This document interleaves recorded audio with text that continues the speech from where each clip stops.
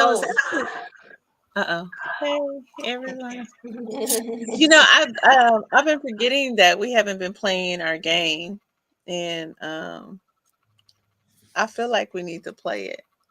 I really do. Uh, and I had a different version of it, but since it's just the two of y'all, it's two Nozibele code. Why don't we play? Let me see. Let me give me a category. Two Southern women.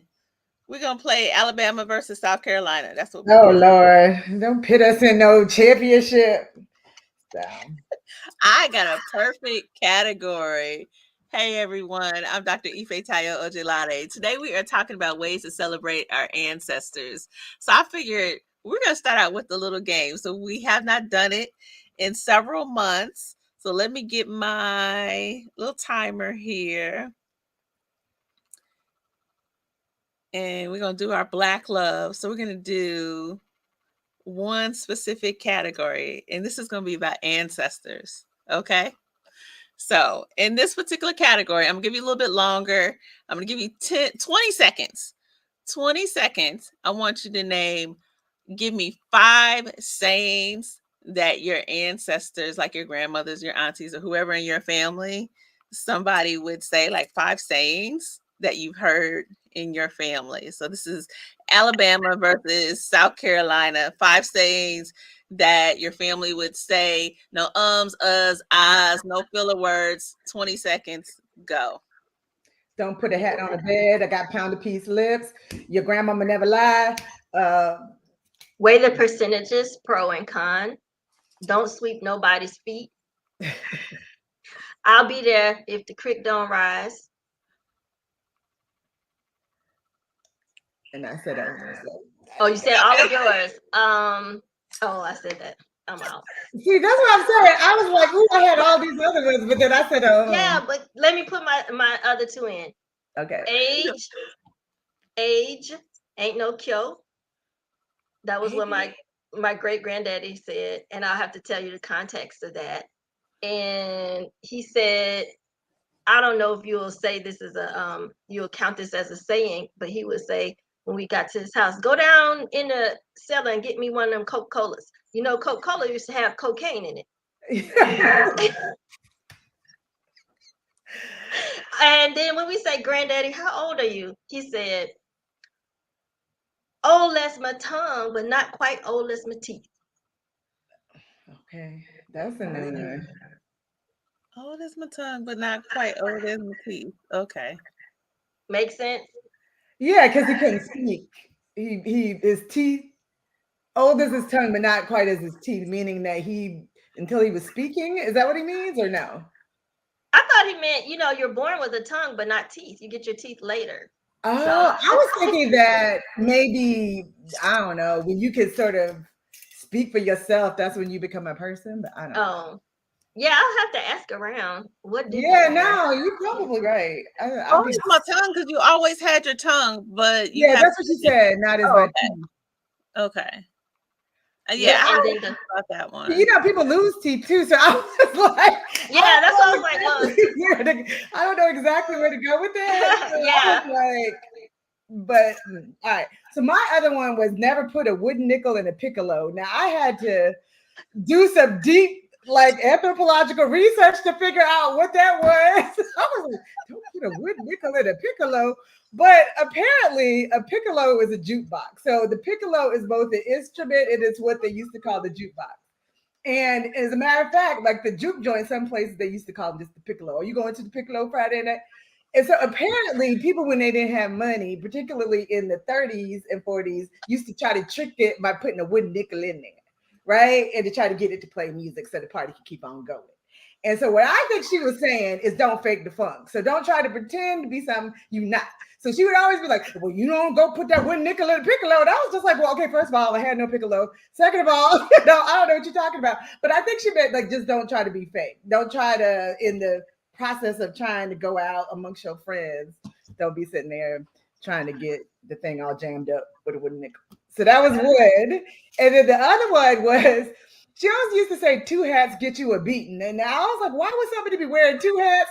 I don't know. It'd be so I think my grandmother was an outlier. She had these crazy sayings, but I think that meant you would try to take on too much, or you beyond yourself, like, because I don't, because like I said, the times where people wear two hats are very, slim to none. And then, one time I was joking, I put two hats on my head, and she literally tried to beat me. But I think that she was thinking that I was just, thinking I'm above myself. But okay. Interesting. So here's one from my grandmother. I always talk about Gran on here. Yeah. When she wanted somebody to get out, leave, get gone, as we might say, she would say, you're gonna have to go. Let the dough hit you where the good load split you. Yeah. And I was like, what? And I was like, that's everybody, grandmama. That's grandmama trying to get people to get out. Where the good load split you. And with the age ain't no cure one, the context was when HIV/AIDS became an issue in the United States, and we were visiting with my great grandfather. By then, he was like 100 years old, and he had the news on, and people were like, "That AIDS, oh, that's just it's scary, it's just something new. We haven't seen it before." And they say there's no cure for it. And I guess he was hearing was failing him or something like that. And he said, why y'all talking about that? Age. Everybody know ain't no cure. Age ain't no cure for it. Never was a cure for age. And so he was like, he's right. There's no cure for age. But he didn't understand we were saying AIDS, not age. But I remember that to this day. When my knee started hurting, I'll say, "Oh, ain't no cure. Age ain't no cure." That's true. The one for me that I remember, okay, so y'all know that I'm a non-Southerner. I grew up in Los Angeles, but my grandmother would say all the time when my brother and I would be trying to like eat her out of house or home, she was like, y'all eating that like it's going out of style. She would say that over and over again, eating that like it's going out of style. And I just remember that. And then kind of a classic one I remember, and I don't necessarily remember my grandmother saying this, but I definitely remember hearing like, you don't believe fat meat is greasy. Cause like I will even say that to my daughter.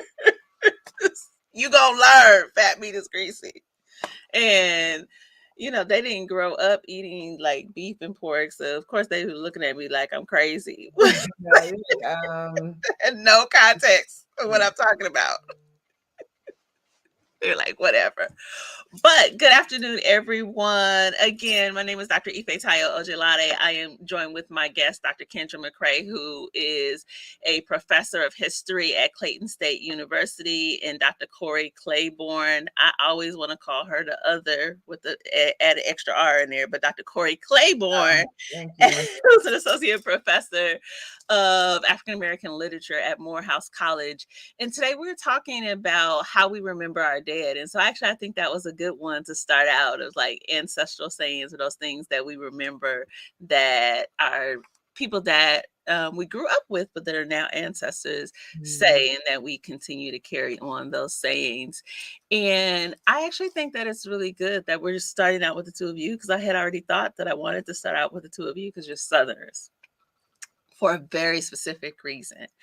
And I wonder if we can start with you, Dr. Claiborne, specifically, is one of the things that I've always noticed about you and always admired and always have been really intrigued.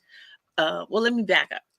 Being from Los Angeles and not being from the South, not visited the South when I was a child in Los Angeles, I think we grew up with a lot of stereotypes of what happens in the South.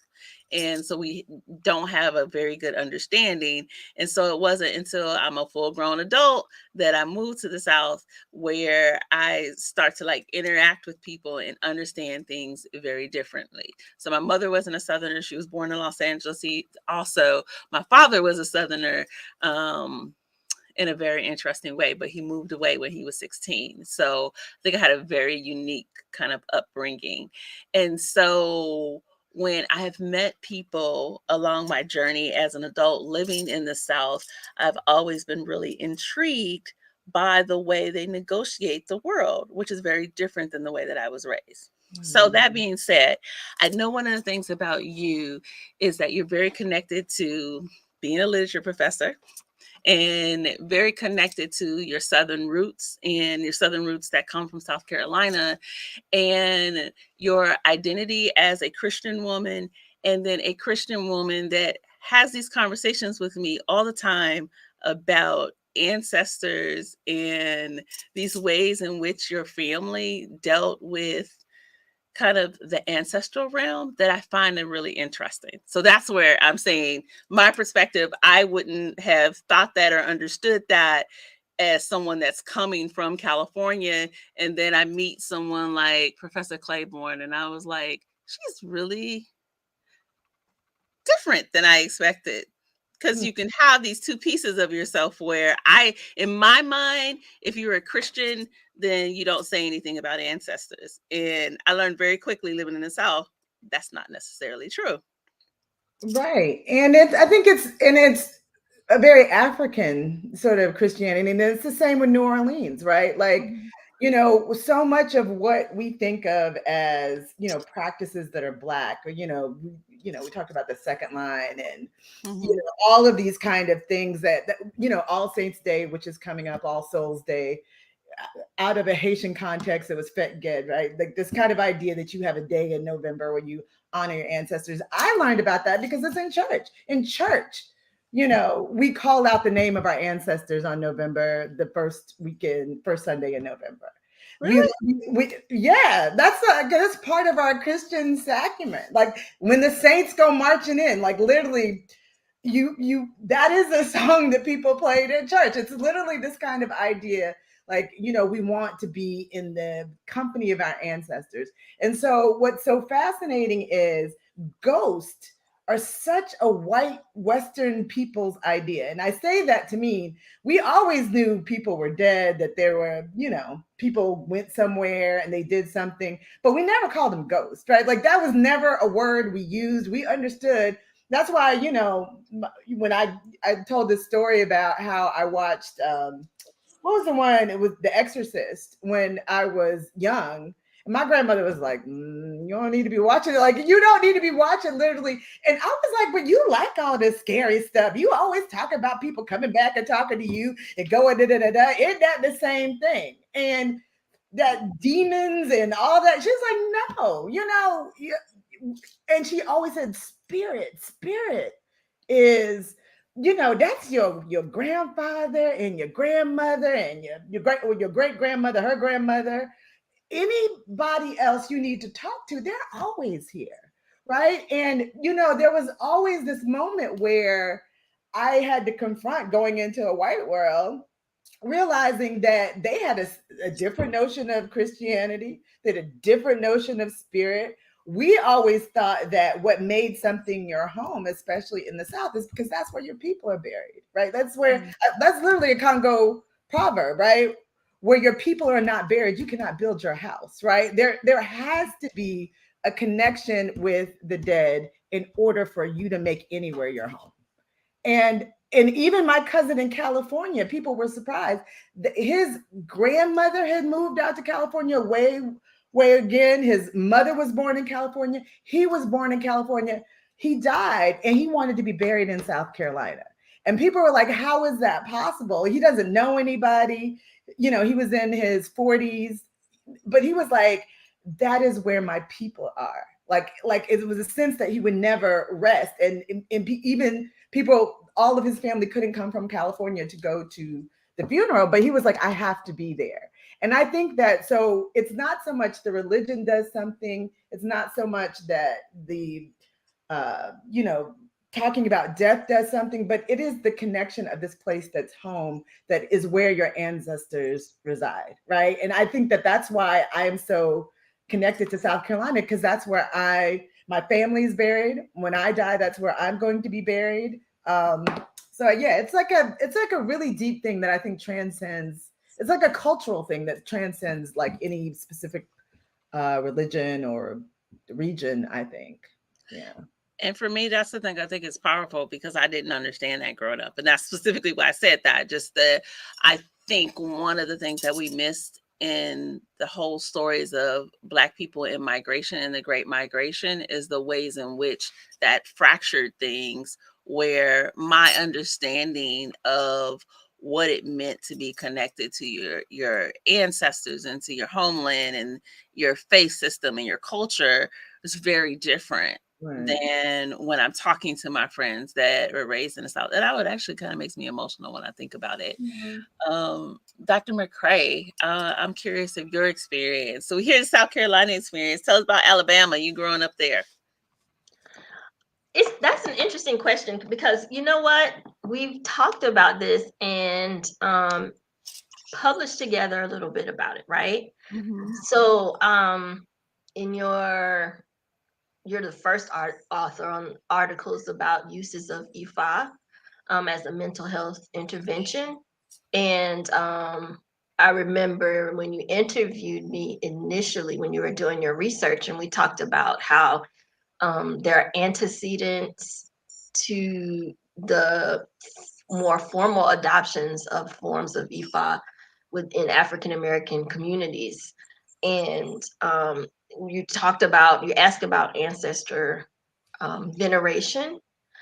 And I remember my folks, they didn't have as coherent connections with the ancestors as Corrie is discussing. We were in Birmingham, Alabama, but we have a very close family. And I do recall that even my very Christian grandmother spoke of her ancestors in much the same way that Dr. Claiborne is speaking. So these expressions did not show up in our church. I grew up in the Church of God, not the Church of God in Christ, the Church of God. Mm-hmm. And those expressions of ancestor veneration that I experienced growing up were definitely more of a thing that was familial.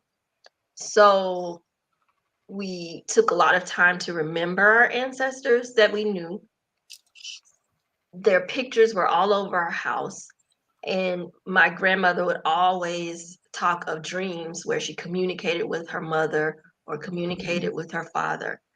And it was really like they were there, and she really felt that they were trying to bring her a message.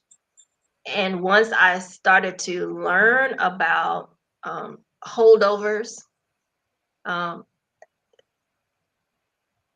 Africanisms in African American culture, I started to see, wow, like this is not how my friends, European American friends talk about their relationship with the dead.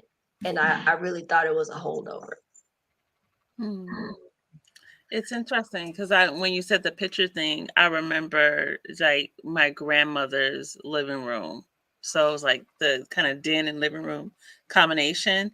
And there were pictures all over. And I would always be curious about the different pictures. My grandmother would be meticulous about writing people's names on the picture, but not necessarily how we were related to the people. So like I have this picture right now that's on my ancestor shrine. My grandparents are sitting there. My grandmother's oldest daughter is sitting there, and it says like the sexy family or the amazing family or something like that. And there are people on the picture, and I have no idea. I have their names, but I don't know how they're connected to us. And that was like really important. Like when you would go to my grandmother's house, she's gonna pull out some pictures, and because you're little and you're not as with it on like how all these people are connected, and she's like, oh, this is your cousin, and this is your this, and this, and I'm like, wow. I even have this picture now and I remember this person that was my grandmother's friend. Her name was Effie, and I just remember as a child that I didn't necessarily, and I'm not trying to speak ill of the dead. I didn't like her as a child, but I don't know why I didn't like her. I just didn't like this woman. And it wasn't until like maybe like 5 or 10 years ago, I pull out the picture and Effie is on the picture and she's standing next to my grandmother and they look just alike. And I'm like, okay, so clearly this person is related to my grandmother because it's me and my brother in the picture and Effie and my grandmother standing there and they look, and I know it's not my grandmother's sister, but I don't know how this woman is related to my grandmother, but it has to be a close relationship because they look so similar. And I just think about, like, I'm always constantly connected to these pictures that I have that are like holds over from my grandmother's collection, and I don't necessarily know who the people are, but for whatever reason, I feel connected to them. And so some of them I end up putting on my ancestral altar, even though I don't know how those connections exist, because I know my family that I know is very small, but my actual biological family is massive. So there's tons of people that I don't know, but it just makes me think of the ways in which my grandmother wasn't talking about ancestors, and she didn't have that kind of language where she was talking about ancestral worship, but she clearly had this connection to the people in her family, and she wanted us to have that connection also. But that's interesting. I don't know, like, for example, if they would call it worship, and this is the part where the Christian part comes in. Mm-hmm. I mean, it's a festival, it's a celebration of, it is a calling home, right? And an acknowledgement. I mean, I'm not, I don't really know that much about Dias de los Muertos, but the kind of idea that you go out and it's like literally, I mean, there are places in Africa where they literally get people out the tomb and then they like march them, right? Like, and they like, rewrapped them and whatever. And then they put them back and the family goes in and has lunch and eats with their ancestors, etc. And that's what I think of is more of a carryover. It's this kind of thing like that. I mean, the dead don't stay dead. Like, you have to talk to them. You literally have to clean off the grave. You have to, as if you're cleaning their house, as if like, I think the worst thing that you could ever do to somebody, and I don't think that this was worship for me, but it was just like, if you had guests coming over, or even if it's your family, you're not going to leave the room dirty. You're not going to forget to feed them or not bring them any food. You're not going to, like, literally this kind of thing where now we don't know who these people are. My grandmother could not imagine forgetting anybody, because they bring those pictures out, they tell stories, they have food, and it's almost like the person is there. So, that kind of idea, the saints come marching in. It's like literally they all come to be remembered. And I feel like that a lot of those things we've gotten out of, because, and especially I'll speak for my, Methodist church. I mean, we still do it. I mean, there's like a band or whatever, and they sort of say, the saints call out the name of somebody that you want to remember. But I don't think that it's the same kind of, no, we eat with them, we talk with them, we ask them, who's going to win this election. Like, we got to do all this other kind of stuff, like ask for guidance, like how can we rebuke this devil and get this other person, like all of that. I don't think we do it in the same way, unfortunately. Even I don't, because I like the same. I have pictures, I don't know who they are, and I think my grandmother would be. I pull them out though. I do pull them out, but I don't know. I don't have enough to tell stories about who they are to my like nephews or the next generation.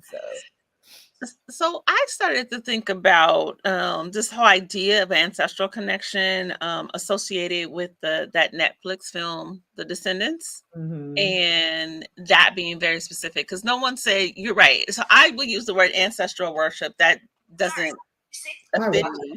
Sorry, I said veneration. Some people will say veneration. some people will say elevation, some people will say remembrance, and some of that has to do with people's religious beliefs, and I think that that's fine. And so none of those words were said in the documentary Descendants, but the reality is what you were looking at is ancestral veneration, when you have these people from Africatown in Alabama that make this effort to pull the story back together about how their ancestors got here to the United States. And I mean, I think there was two things that stood out to me, Dr. McCray, when you told me, when you texted me and told me to look at it, is just the environmental piece and how they grounded that story in this environmental justice issue that we know that it often impacts Black communities. And then the other thing is the brother with the locks that was a direct descendant of Kojo Lewis, and him, just being this young brother and having his 3 daughters out there. And he was like, this is our heritage, and his own connection with the land and the community, I think, was important. And I'm wondering, what was the impact on the two of you when you saw the documentary? I agree. I thought the piece about environmental justice, environmental injustice that's being done to the descendants of the 110 on the Clotilda, and the emphasis on structural inequity that's embedded in the economy, the economics of it, really set that movie apart. So, and it didn't lose, like you're saying, the pieces that have to do with honoring their ancestors, the residents of, or so the descendants in Africatown, honoring their ancestry. Because there's not too much, I'm not saying that, but I'm just saying there are a lot of books, there are a few books about the topic, there are a few other documentaries, like I watched Clotilda, the Last Slave Ship, the National Geographic produced one. And I do agree that this theme of ancestral veneration and remembrance is embedded in most of those, if not all, that I have read or listened to or watched. But the Descendants really was a good take, because we cannot leave on the table the ways that the hardships that our ancestors faced in terms of the transatlantic trade and its aftermath really play into structural inequities that we face and deal with today. And I really like that take on ancestral remembrance and the ways that they persevered and overcame in their ingenuity. So I liked that documentary. I appreciated it. What were your thoughts, Corrie? And it was weird because I told you this. I saw like 3 documentaries in a row that were all about the Clotilda, and it was kind of interesting. And I will say that the first one, Africans in America, I thought was really good because it sat with the old people a little bit longer. And I appreciated the young sort of narrator, the person who's the descendant of Kojo Lewis and the Descendants, setting it out. But this kind of notion about how people, and they did this in the Descendants too, kept the story alive, but really what it meant to them in terms of how they developed strength around it in the face of all this racism and environmental justice, and then putting the I don't remember if this was in African in America or in Descendant, but talking about putting the highway right through their town,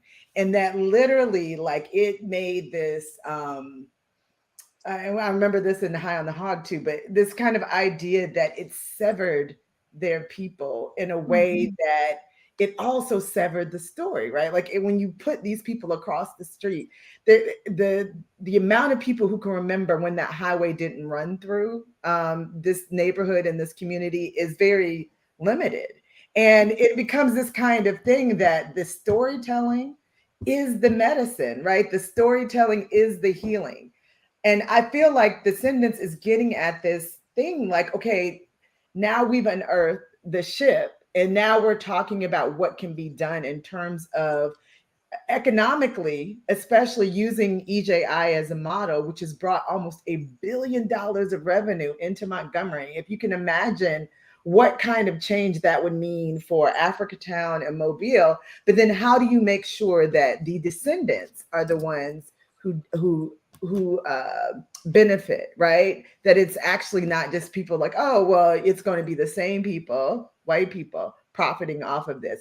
And I feel like it is that call for the story that becomes really important. So the veneration for me, the power for me is that the story, that people can not only just talk about what happened and how Cujo Lewis got here, but from that point on, the way that they survived, the way that they kept community strong, sort of the practices that they have, and even in naming, right? I thought that was really, and I can't remember now, I'm getting my documentaries mixed up. So did they show in Descendants the sign with all the names of the people and where they came from, what tribes they were from? Oh, that's in another one. So that was really powerful because they have a historical marker where they list the 100 and they list what ethnic origins that they have. So if they were Yoruba, if they were Fon, if they were whatever, Dahomey, whatever they were. And it shows too how they had to even construct a culture out of all of these people that came there. And so I thought it was a really kind of interesting question about how they, this is like a Michael Gomez thing about how sort of being in the United States forced them to think about this culture that they were creating and to look at that in this place that was quote unquote late in terms of slavery, I think was really fascinating.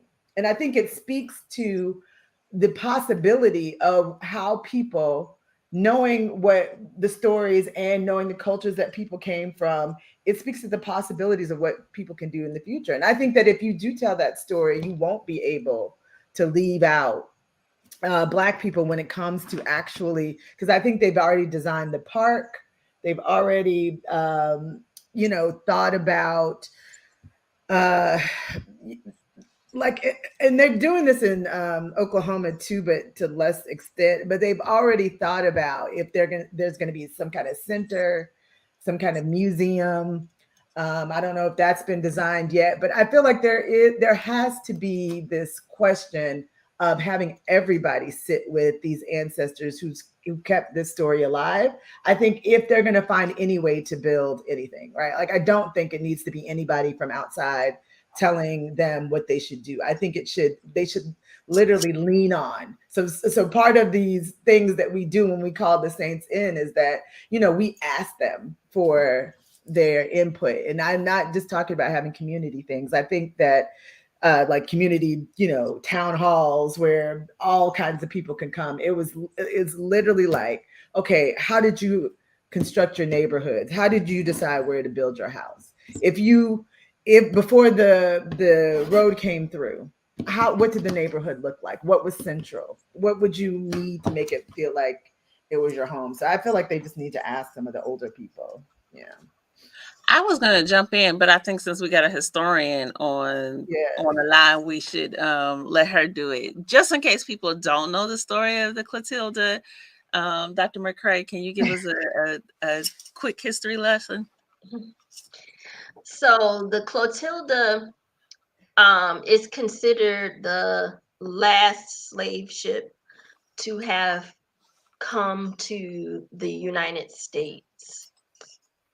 It was sent to West Africa based on a bet by the Mayer family, Meaher, I think is the spelling of that. It's an odd spelling. And it was just like, I bet, even though the transatlantic slave trade is illegal and has been so since 1808, I could commission a ship and bring in slaves directly from Africa. So Mayer commissioned the Clotilda and commissioned Foster, is his name. Foster ran was the captain, and was able to go and purchase enslaved people in Dahomey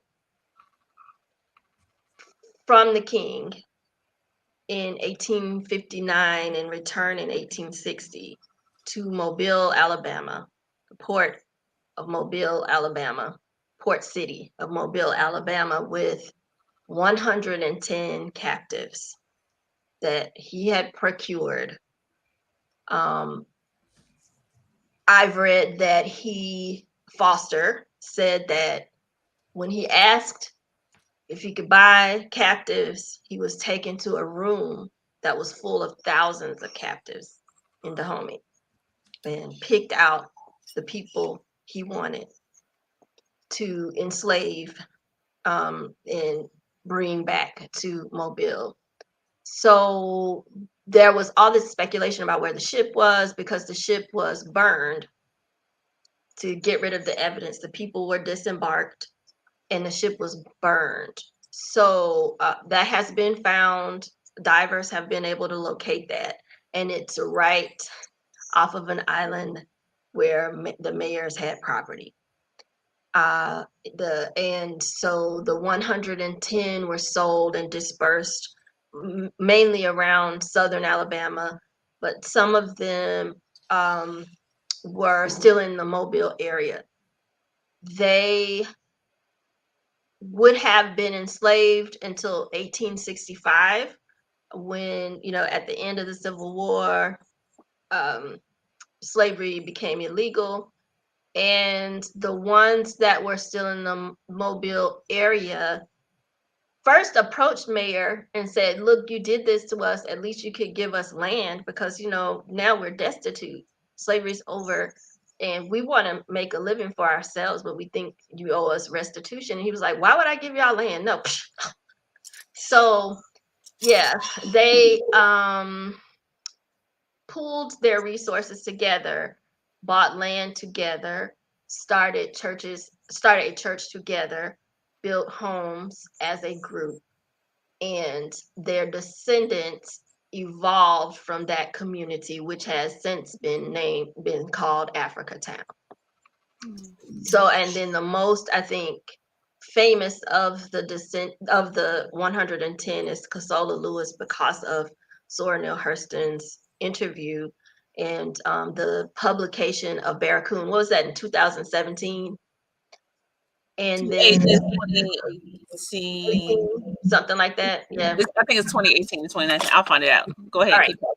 And then there was actually another descendant that was living that Zora Neale Hurston knew about. What was her name? Do you remember? Oh God, it slipped my mind. It was like Lucy, but I don't know what her original name. It's like Sarah or Sally something. Something like that. Yeah. I've got it. When it came out. 2018. If you hadn't asked what her name was, it was. Oh yes, Redosha. Okay, Redosha. Okay. Yeah, here I am with the slave name. I can't come up with anybody's name. What was her? What did they rename Redoshi? Redoshi. Is it Redoshi? Something like I'll find it in just a second. It was Sally.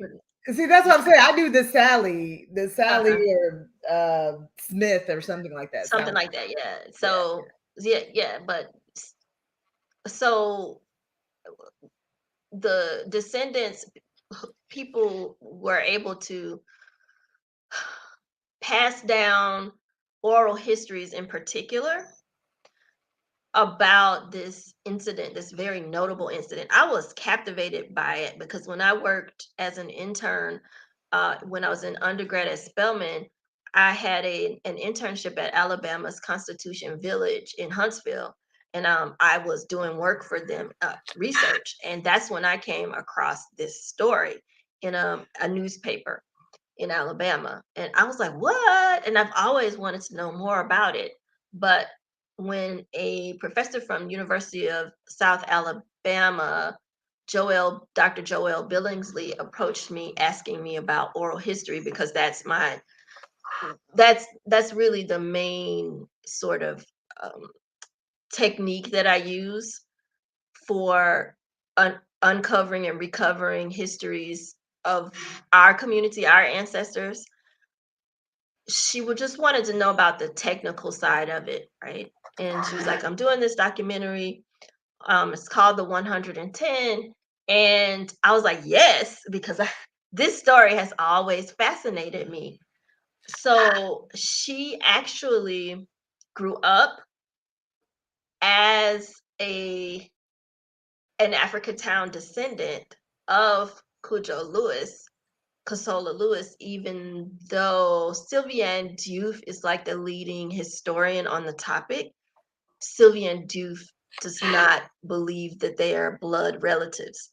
So we explored this idea of fictive kin and oral history and what it meant to them in terms of being able to keep their ancestral stories alive. It's a really fascinating story.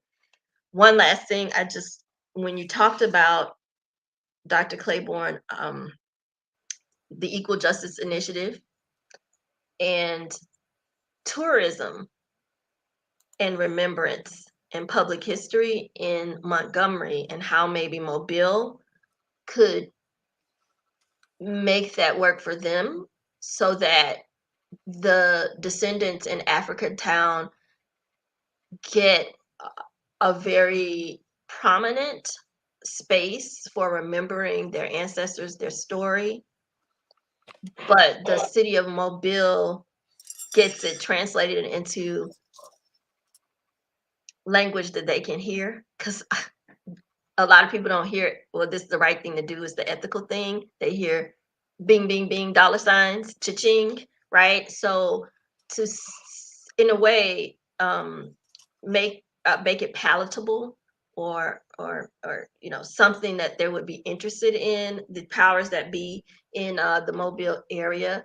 So it's a tourism issue. Like Montgomery brings a lot of people who spend a lot of dollars in the city to see this history and experience this history, and we can do that too. Is fascinating for me, because I love and I see the value in public history, and you all have got my mind turning about how much of the work of public historians fits into the realm of ancestral remembrance. And I think that it was shocking to white people how much people wanting to know about the history of slavery and mass incarceration would draw people to Montgomery. They legit did not think that was the case. And when I was there for Asala, it was really kind of fascinating to me, as somebody who worked in Auburn for almost 4 years, to see. I did not recognize Montgomery. Like, I literally didn't. And they were saying that there were people from up north who had been buying up some of the historic buildings, turning them into coffee shops and other kind of.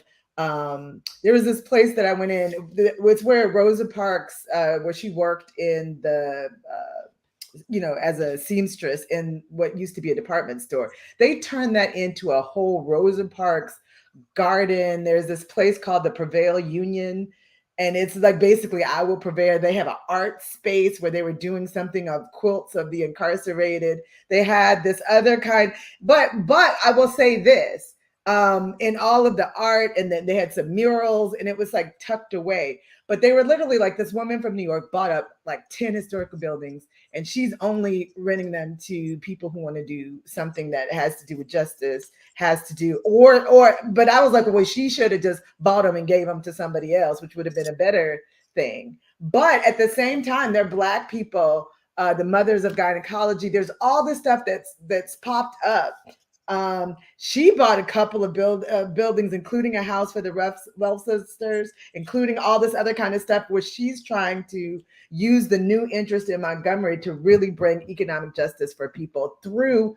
public history, through remembering things. So people are fascinated by this story. You leave the Legacy Museum and the Lynching Memorial, and you want to have more. So all of this stuff that's coming out, there are 3 new hotels that are going down. I don't think any of them are Black owned. So there is something that needs to be done. So if you think about, okay, all these people are going to want to come, what kind of hotels they can have, what kind of other kind of experience could you give them? The restaurants, there were 3 vegan restaurants in downtown Montgomery. There was all these other, like literally none of that was there. And so when they say that something like $1 billion of revenue been brought into Montgomery, which literally, when I say there was nothing there was nothing there. I know that Mobile has even more of a potential, billions of dollars. But what can happen is that money goes into, you have new hotels. The tax money goes into funding schools, which is still segregated. Black people will still be in the worst schools, and all the money ends up going to the white schools. And I don't want that to happen. Or, everybody's roads get fixed, but where the Black people still on a dirt road, right? Or everybody. So I think that partly, what I say is, I think it's all of this, but it's tied to the story. Because if you talk to the old people, they say, well, they live down this road. This is where they used to be. Well, okay, well, maybe that's where you need to build something so people can sit and contemplate under the same tree that Cujo Lewis did when he thought about going back to Africa. So whatever it is, building, monuments, walls, places to sit, places to eat, places to reside, Airbnbs, whatever. There's so much, I think, potential, because people want to know the story. And I'm, thinking about being from South Carolina, they did a study. They actually had to commission one, and they said there's $34 billion of potential revenue that can be brought into the Gullah Geechee community. 34 with a B, billions of dollars. And it's just about how to get people, because everybody wants to tell their story. Everybody's interested. It's like, how do you link that in? I think becomes the question. Okay, so I'm gonna put on 2 of my hats. I'm gonna put on my undergrad in business, and I guess I still wear that hat as a businesswoman now, and my psychologist hat. And so when we talk about this, I mean, it sounds exciting. Like when you said, $34 billion of potential revenue off the Gullah Geechee culture. What I hear in those stories is making money off of the ancestral legacy of people of African descent in this country, and that oftentimes that money does not necessarily go back into African people's hands like you're describing in Montgomery. And that's the thing that bothers me. So like, even when we look at the Africa Town right now in Mobile and the surrounding communities, one of the things that the Descendants documentary talks about is how the Maher family, Maher, still owns a lot of the land that is surrounding there, and they're surrounded by like all this environmental toxins, like the Scott Tissue Company and these other companies that historically have spilled all this waste.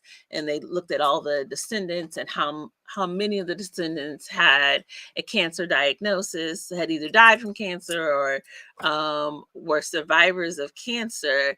And as of the documentary, which was just released, the Maher families, the descendants, still own that property. So their ancestors committed this crime. And at the time that their ancestors committed the crime, it was punishable by death in the United States. But they were able to get away with the crime, which I wish we had a lawyer on, because the interesting thing is, remember, the people are property. And so you have to document the fact that you own this property. So how all of a sudden did you have this new property? But that's a whole other thing. Even if they couldn't find a ship, that's a whole other topic that we can't talk about right now. But I am thinking about the fact that their descendants are still profiting off of the death and destruction of these people that they illegally enslaved. illegally and immorally enslaved. And one of the things, I don't know if y'all saw that at the end of the documentary, that they had put up that they had tried to contact the family multiple times and without any response. And so to me, that speaks a lot to this idea of like remembering our ancestral legacy. And then when somebody else thinks that it's valuable, that they will make money off of it.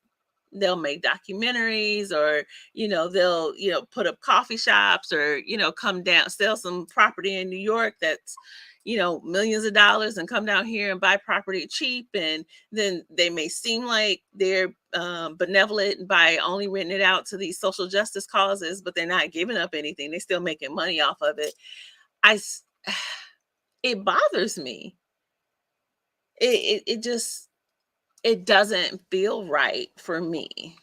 It doesn't feel right, but it's one of those kind of things where you have a legislature, and this is one of the problems in Savannah, as we sort of talked about this before, is they don't give business license to Black people. So even if they did have the money, even if they did have them, so like this, I think Prevail Union has a liquor license. They won't give a liquor license to Black people, because I've seen that in other resort areas. Doesn't matter if everything is on board or whatever. So I think that it's a step. So you have to get, I don't say you have to, but I think that for all of these inequities that exist in terms of getting Black people to get their money, it might be that they have to sell it to white people. I remember Michael Harriot was saying when we talked after his thing, he bought a house that used to be a plantation house when he moved to, Georgia, but he didn't let them know he was Black, right? And I think there's a lot of times where it's gonna have to be on some kind of stealth, when, especially if you're talking about breaking, centuries old, thing to keep Black people out of the means of production. I think there might have to be something in between, unless you can figure out. I mean, the mayor, Steve, he's a Morehouse graduate. The mayor of Montgomery is Black. I don't know about the mayor. The mayor of Mobile is not Black, but I don't know about the city council and the other kind of the people who vote on what's going to come, how tax money is apportioned, all that other kind of stuff. I don't know like what their politics are, but when you have just from a municipal standpoint, a place where you have to trick them. So this white lady, she just was like, oh, they're like, this is a white lady. So they've been trying to get her out, right? Like she's bought all these buildings. They've been, trust me, the people in Alabama have been trying to figure out how to stop her from building things that are actually going to be for causes that are quote unquote liberal. And like I said, it's not ideal. It would have been ideal to just give over the place to Black people. But I think that an intermediate step, right? And the question is, like, when she dies, who's she going to leave all this stuff to? So what I think we're speaking to, and again, I think this is a business, economic piece, and a psychological piece, is economic terrorism. Right. So who's the terrorist? So I mean, I think we can, that's layered. I think we can look at governments. I think we can even look at people that come in with this kind of beneficent liberal perspective, but what they're intending on doing is profiting off of the backs of Black people in our ancestral heritage. And that's, to me, the thing that we have to think about, because I think it's important for us to talk about ancestral celebrations and our heritage, but we also have to talk about the ways in which that people think that they should make money off of that. For example, I remember going my first experience in a dungeon, an enslavement dungeon, was in Ghana.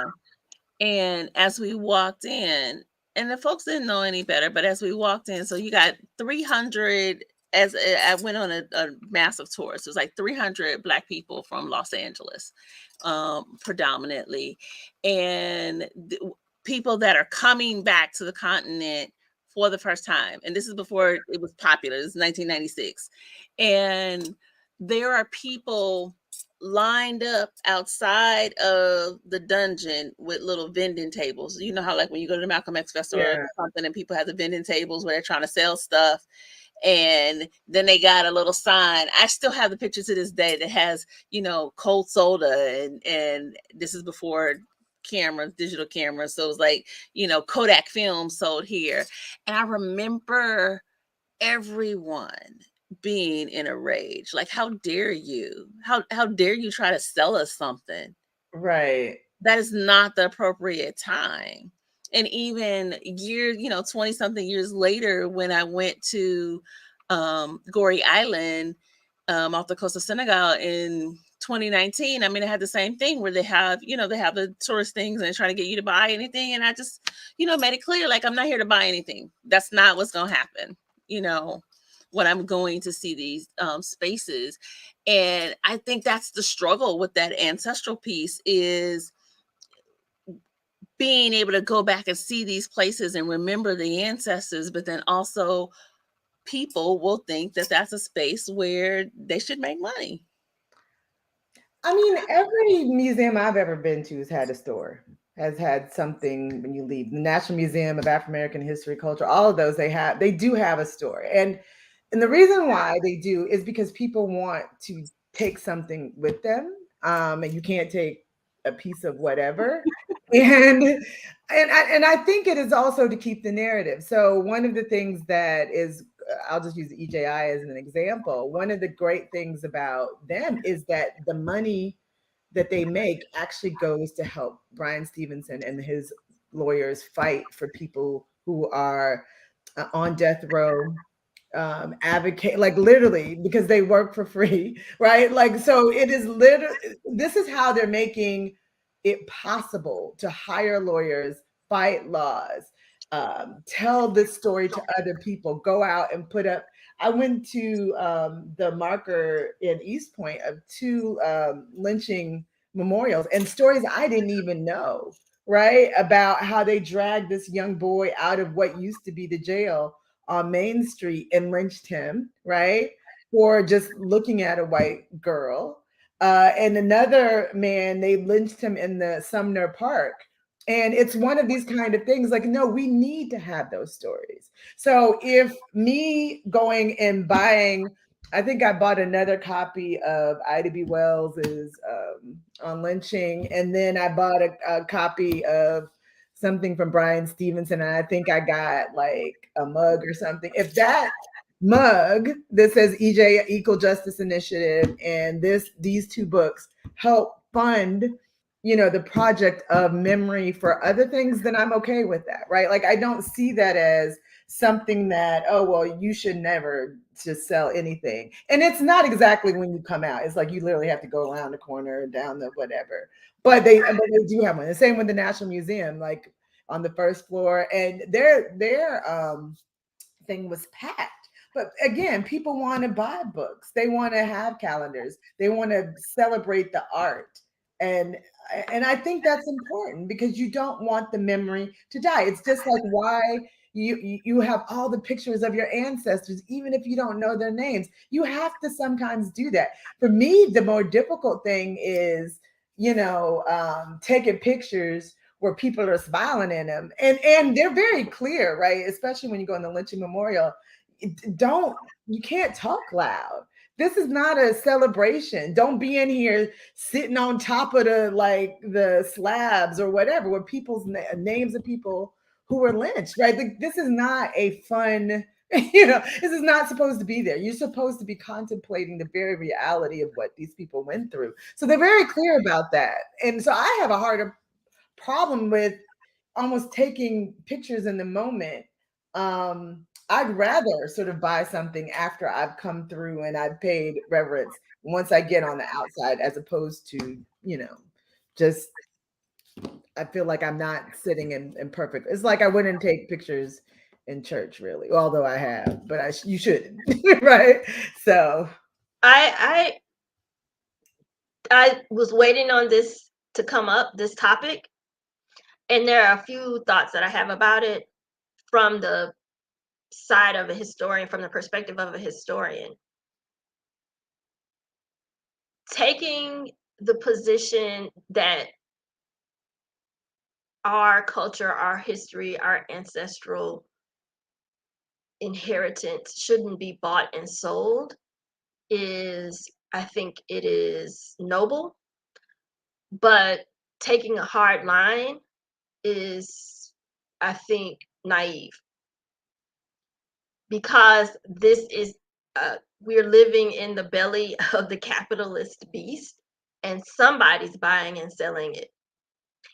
And a part of intervening, like EJI, like Brian Stevenson, in terms of ownership, is a way of taking control, is a method of taking control.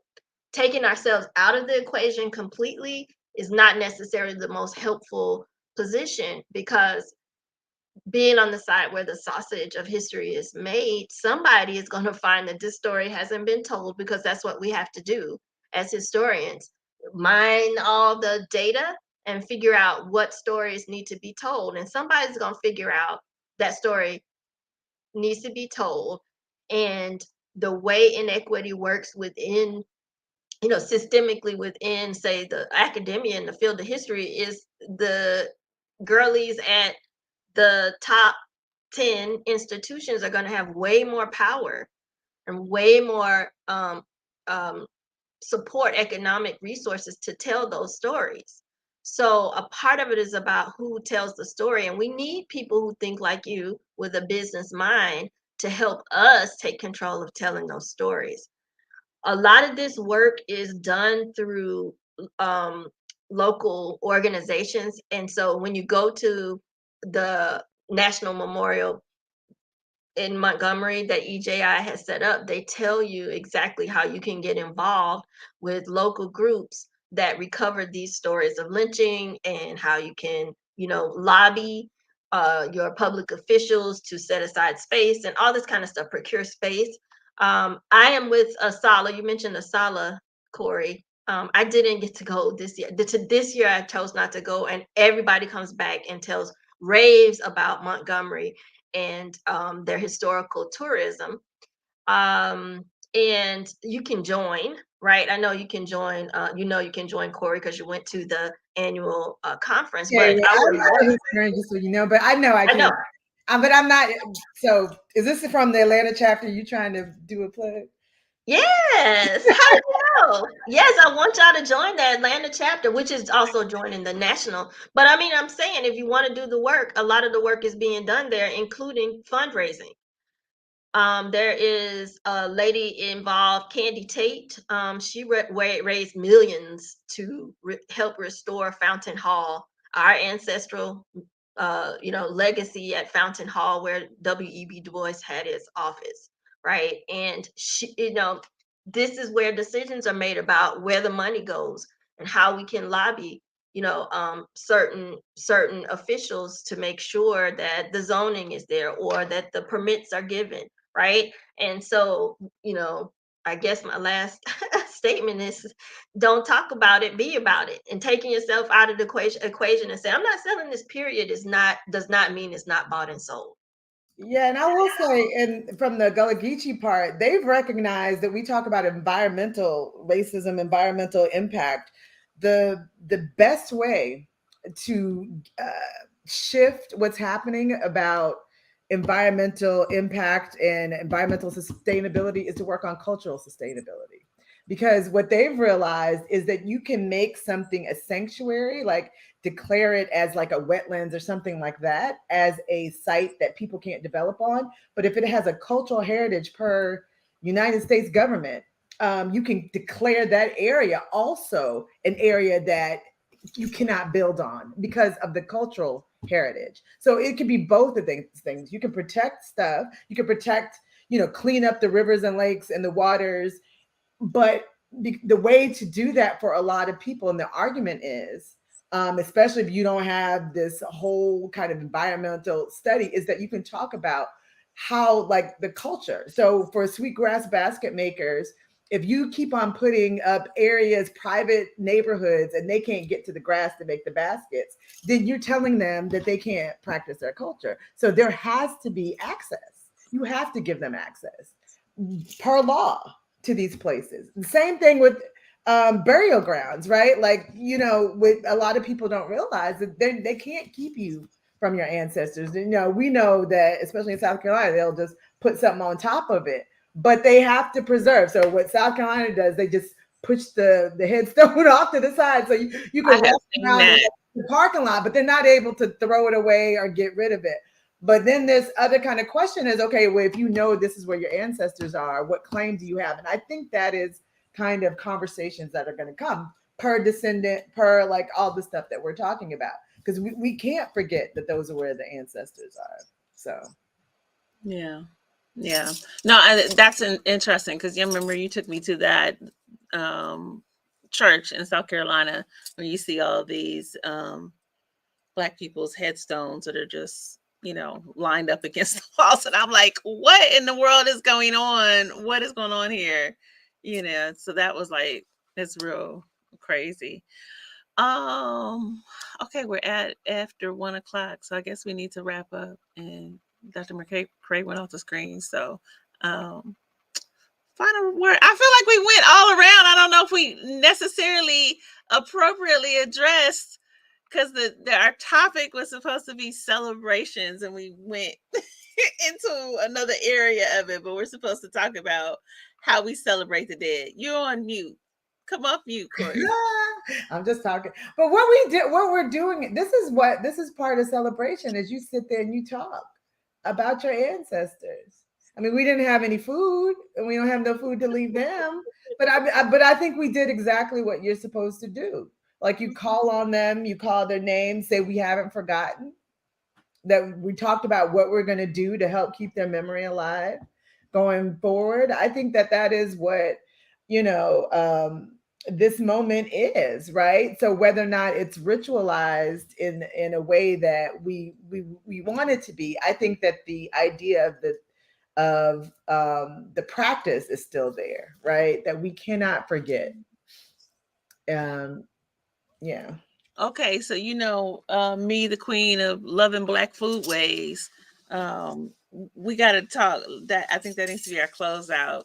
So, in terms of ancestral dishes, the things that you remember, what's like something ancestral that like you either remember, really love, but you don't necessarily know how to make, or something that you still make because it's something that your ancestors made? Well, I mean, it's that's the thing. Like, all our food is soul food, is African American food. It is the same food that we all eat.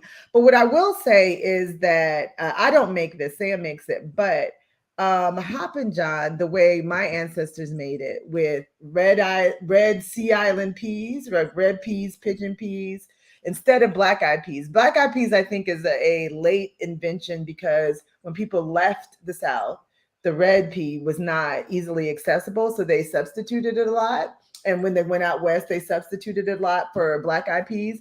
But if you ever have the chance to have Hoppin' John with the red sea island pea in it, you should, because that to me brings me back to my people who invented the recipe very, I think, specifically. So What about you, Nozibele?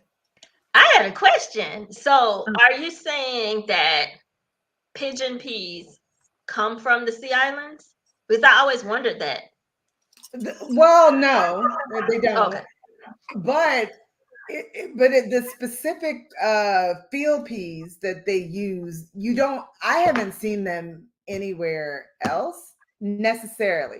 So you see something very similar to other people's pigeon peas, and even in the Caribbean, but the one that comes from the Sea Islands looks very different. So, in my opinion, Wow, tastes very different. It's very good.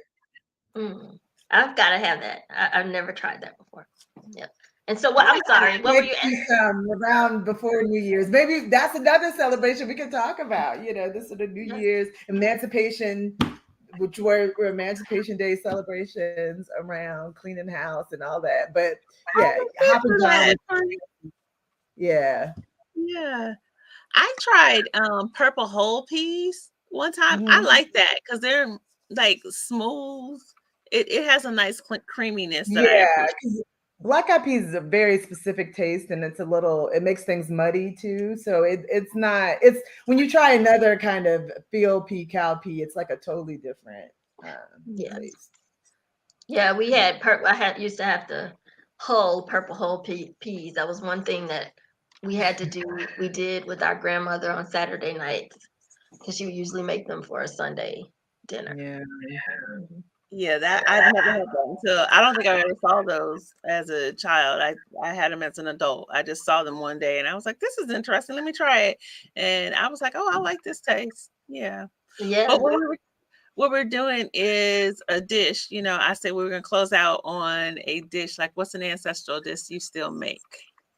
That I still make. Or that you remember. Yeah. I think I remember a lot. I'm not struggling because I can't make everything, but because there's so much. I think although I have lost I didn't take on the cooking as much as others in my family, so I cannot cook all those specialties. But the thing that I really cooked a lot when my children were little and growing up and needed a hearty meal was grits, cheese grits especially. We have had grits multiple times a week for breakfast, especially salmon patties and grits. I think that's one of our favorites as a family. One of my favorites is still okra and tomato and succotash, which my grandmother called gumbo. And I think we talked about this because gumbo is okra. No, well, you can take off from that point, but gumbo means okra, and so it was an okra forward dish. A lot of people call it different stuff. I think the Gullah Geechee people call it okra soup or something. Yeah. Yeah. But in Alabama, they called it gumbo. In northern central Alabama. Got it. I was just thinking about the things that I do. I do stuff that I actually didn't realize that were connected to my ancestors because my grandmother, both of my grandmothers cooked very well. One of them got sick when I was 10. So my memories of what she cooked aren't long. But a consistent thing that I do, so my grandmother, when she would say we was eating like we going out of style, she used to make cooked apples, bacon, and cooked apples, bacon, and toast. And so that was just like her thing. Like if on a Sunday morning she would do that. And so I'm really big on cooked apples. I love cooked apples. Family love cooked apples, and so I will do that on a Sunday morning. I usually throw some eggs in it. For whatever reason, my grandmother refused to make us eggs with that. And I don't eat pork bacon, so we do like fake veggie bacon, which people wouldn't care about. But I do that. And then my other grandmother's birthday is coming up this week, and she was well known for her pineapple coconut cake. So we do a pineapple coconut cake. I can't stand coconut, but I like everything else. Oh my gosh. As a little kid, I thought that the coconut was rice and like it was raw rice. And I would always try to scrape it off. I was like, why are they putting rice on the cake? I don't understand. So what we do now is we make a smaller version. We put part of that on the ancestral altar in honor of my grandmother, and we sprinkle that part with coconut, and then the rest that the family's gonna eat, we just leave it without coconut. So those are my I'll leave it as those two things. I mean, there's other things, like I said, that I do that I didn't realize that my grandparents did. And I call my aunt and I'll ask her, like, oh, what did Granny used to do? And she would tell me these things. And I was like, oh, that's interesting because I cook those things too. So, all right, y'all. Well, again, I want to thank everybody. For those of you that are listening, do me a favor. If you haven't already done so, like this video, share. Even after we are done, if you put a comment in, that is all helpful, because, you know, we're always fighting against algorithms that if we were talking about, if we were naked, you know, all of us are on the 50 plus realm. But if we had on like some G strings or something like that, and we were talking some negativity and stuff, I'm sure that would go all over the internet, or the YouTube and the Facebook. But when we're doing stuff like this, we need a little help. So thank you for listening. I see, is it Casa? Aha. Kahasa? I hope I'm saying it right. Thank you. I see Sister Dawn. I see several people that are watching. So share this on your timeline for us, or like us. We are here every first Friday, and we have different discussions about all kinds of different things. And so meet us in December. We're going to hang out and have another conversation. Look forward to connecting with you. I want to thank my sister friends and colleagues that hang out with me every week. Today we had Dr. Corrie Claiborne, who is Associate Professor of African American Literature at Morehouse College, and my sister, Dr. Kenja McCray, who is a historian over at Clayton State University. So y'all take care.